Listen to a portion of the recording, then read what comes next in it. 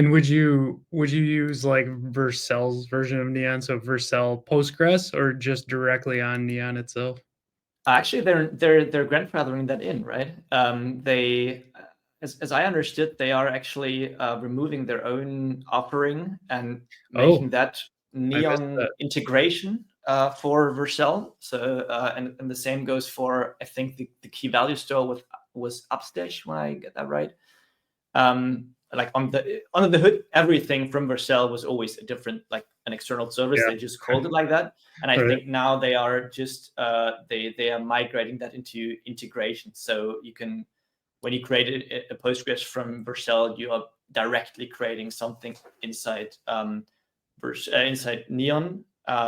But the nice thing about that integration is that all the billing goes through Vercel. So you can create a new database from Vercel on Neon, and you're built by Vercel. Yeah, I didn't know if they were um, like upcharging any of those fees. I haven't done anything large enough to yeah, actually notice, but if like, Neon charges Vercel, Vercel charges you a little bit yeah, more so they make money or whatever. yeah. So like for it always depends. For things like the database and maybe key value store, I wouldn't use, like, if it's just a small demo project, something to play around with.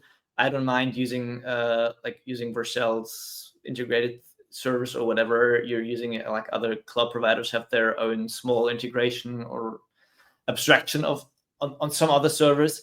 But like for the pricing part, Vercel Postgres or Vercel, yeah, was Vercel Postgres or Vercel database was pretty expensive Right. in comparison to, when you put it on a VPS somewhere with automated backup and stuff like that, you can have like a huge database with good performance for less than $5 a month. Yeah. Yep. Great call out. Very cool. I mean that solves most of the stack. I think our users have probably all heard of Next.js and Tailwind. Looks like you splashed in a little bit of tan stack query in there. Yeah, But heavily using it. Yeah, and I love it. It's also all the 10.6 stuff is amazing.